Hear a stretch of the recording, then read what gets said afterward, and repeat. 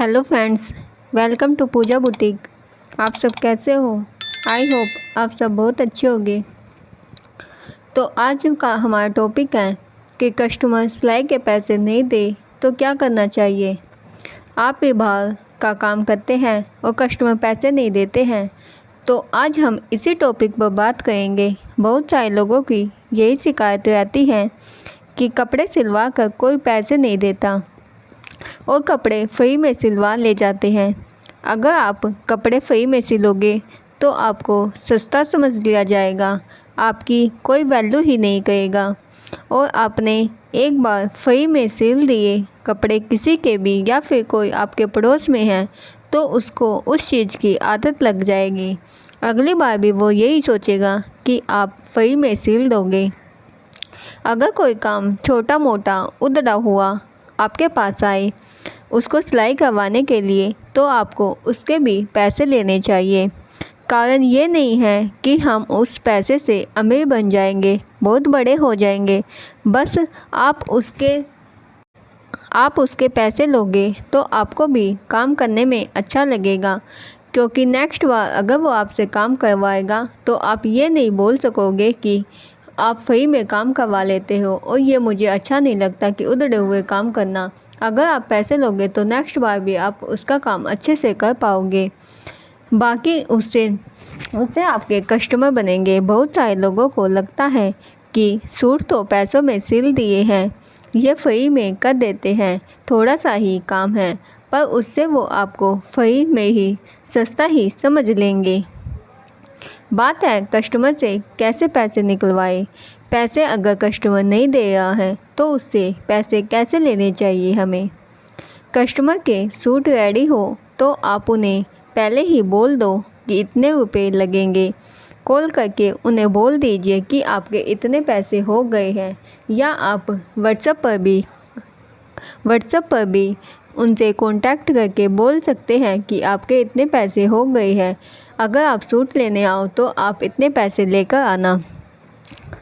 Main point है, customer आपकी shop पर जब कपड़े देने आए सिलने के लिए तो आप रेट तभी बता दीजिए। उसका सूट देखकर उसको कैसा सूट सिलवाना है, क्या डिज़ाइन डलवाना है, आप उससे पहले ही बोल दीजिए कि आपके पैसे इतने लगेंगे। उसमें क्या है, बाद में हमें किसी चीज़ की दिक्कत नहीं होती। मैं तो कस्टमर तब आते हैं तभी रेट बता देती हूँ और स्लिप बना कर देती हूँ कि आपके इतने सूट हैं और आपके इतने पैसे हो गए। जब वो कस्टमर सूट लेने आएगा तो अपने साथ ही वो स्लिप भी लेकर आता है कि इतने पैसे हैं। इससे क्या है, बाद में झिकझिक नहीं होती। अपने पहले ही क्लियर करके चलो कि बाद में कोई ये ना बोले कि कम ले लो। पहले ही अपना सूट का रेट बता दीजिए उन्हें। जब कस्टमर के सूट रेडी हो जाए तो उन्हें कॉल करिए, आपके सूट रेडी हो चुके हैं और आपके इतने पैसे हो गए हैं। अगर आप उन्हें कॉल पर ही बोल दोगे तो वो पैसे लेकर ज़रूर आएंगे, क्योंकि वो सोचेंगे कि फ़ोन आया है तो वो पैसे लेकर पक्का आएंगे। अगर आप उन्हें बोलोगे ही नहीं पैसे की तो वो बोलेगा कि बाद में दे देंगे। आप पूरा दिन मेहनत करते हैं कपड़ों को कंप्लीट करने में और फिर कस्टमर पैसे देकर टाइम पर ना जाए तो फिर बाद में हमें गुस्सा आता है। मेरे साथ भी पहले बहुत बार ऐसा हो चुका है। ऐसा नहीं है कि ये आपके साथ होता है, ये सबके साथ होता है। कस्टमर कपड़े लेकर जाएंगे, फिर बोलेंगे कि बाद में दे देंगे। बाद में तो बाद में ही होती है, फिर तो कस्टमर फ़ोन भी उठाना बंद कर देते हैं। तो यही रीज़न है, अगर किसी कस्टमर के आपके पास 4 या 5 सूट आते हैं तो आपको पता है कि, क्योंकि हमें काम करते करते पता चल जाता है कि कौन कस्टमर कैसा है, कौन पैसे देगा, कौन पैसे नहीं देगा। अगर कोई आपके पास नया कस्टमर आता है तो वो पक्का पैसे देकर ही जाएगा। अगर कोई पुराना कस्टमर है तो उनका तो नेचर आपको पता चल ही जाता है कि वो पैसे देगा या नहीं देगा, हमें उनसे पैसे कैसे निकलवाने हैं। तो किसी कस्टमर के 4 या 5 सूट हैं और आपको पता है कि वो पैसे नहीं देगा, तो आप एक काम करिए, 1-2 सूट को पीछे लटका दीजिए। बोल दीजिए सारे सूट कंप्लीट नहीं हुए हैं, अभी सारे सूट कंप्लीट नहीं हुए हैं। तो उससे क्या है कि कस्टमर के 1-2 सूट आपके पास रहेंगे, तो उससे वो कस्टमर आपके पास ज़रूर आएगा। वो सूट लेने के चक्कर में आपसे सूट लेने के चक्कर में आएगा और फिर आपके पैसे भी देकर जाएगा। और अगर आप उसके सूट पहले ही सारे कंप्लीट करके दे दोगे तो वो कस्टमर आपके पास क्यों आएगा, क्योंकि उसके तो सूट आपको मिल ही गए, उसका काम निकल गया, वो पैसे देने क्यों आएगा। फिर आप उसके पास फ़ोन करते रह जाओगे और वो आपका फ़ोन ही नहीं उठाएगा। बहुत बार ऐसा होता है कि कस्टमर बाद में फ़ोन नहीं उठाते हैं, कॉल भी रिसीव नहीं करते, मैसेज भी रिसीव नहीं करते। बाद में हमें ही शर्म आने लग जाती है कि हम पैसे मांग रहे हैं। अपना काम होते हुए भी बाद में हमें पैसे मांगने में अच्छा नहीं लगता। तो इससे अच्छा है ना कि आप पहले ही क्लियर करके चलो कि इतने पैसे हो गए हैं। आप पहले ही कस्टमर को बोल दीजिए कि पैसे इतने हो गए हैं और मैं उधार नहीं करती, पैसे आपको देकर जाने पड़ेंगे।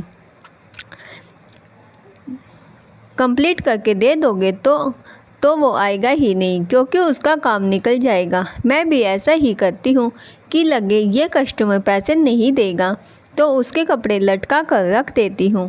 पहले तो मैं उसके कपड़े सिलती हूँ जो लगे कि हाँ इसके कपड़े, इसके पैसे साथ के साथ आ जाएंगे।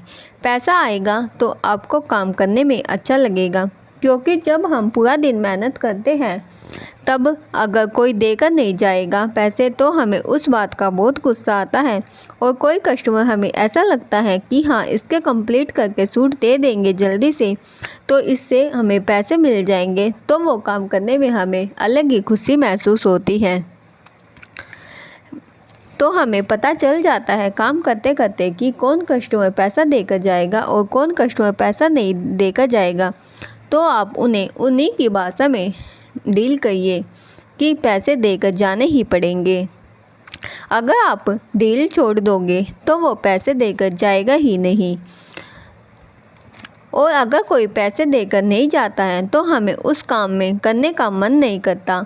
और अगर कोई काम करने का मन नहीं करेगा तो वो काम अच्छा भी नहीं होता है। अगर आप किसी भी काम को अच्छे मन से लगन से करोगे तो वो काम अच्छे से होगा। अगर हमें पता है कि वो कस्टमर पैसे देकर जाएगा तो हम उनका काम जल्दी करते हैं और बहुत ही मन लगा कर करते हैं। तो यही कई सारे पॉइंट है जिससे कि हम अपने पैसे निकलवा सकते हैं। कस्टमर को पहले ही बोल दीजिए आप पूरा दिन मेहनत करते हो, आप यहाँ पर कोई अपनी हिस्सेदारी नहीं निभा रहे हो कि अगर एक कस्टमर टूट जाएगा तो उससे आपकी पूरी ही शॉप खराब हो जाएगी। ऐसी बात नहीं है। अगर एक कस्टमर नहीं आएगा आपके पास तो दूसरा कस्टमर आएगा।